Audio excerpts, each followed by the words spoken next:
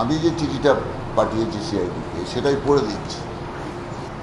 I have no time at the present moment to spare for any other purpose. সন্ধ্যাবেলায় গৌতম দেব যেন লকআপে থাকে, সকালবেলায় bell পাবে, জেনে যাবে সবাই, সারা দেশের লোক, উত্তর দেওয়ার জন্য সুযোগ পাবে না পরের দিন।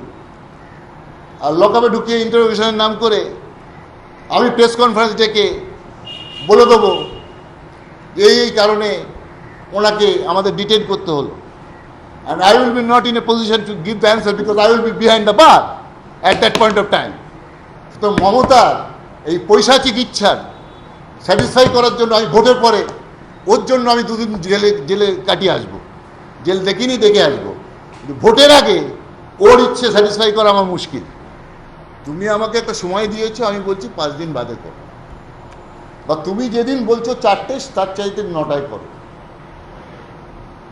তুমি আমার বাড়িতে এসে জিজ্ঞাসাবাদ করো, আর তারপর তোমার দরকার হলে যদি আমাকে অ্যারেস্ট করার দরকার বাড়ি থেকে অ্যারেস্ট করে নিয়ে যাবে। তোমাকে কি কামান দিয়ে মারতে যাবে নাকি লোকে? সন্ধ্যেবেলায় অ্যারেস্ট করলে কোর্ট খোলা থাকে না, সকালে অ্যারেস্ট করলে কোর্ট খোলা থাকে। সেই জন্য আমিও 9টা থেকে 10টা দিয়েছি, আর ওরাও 4টে দিয়েছি।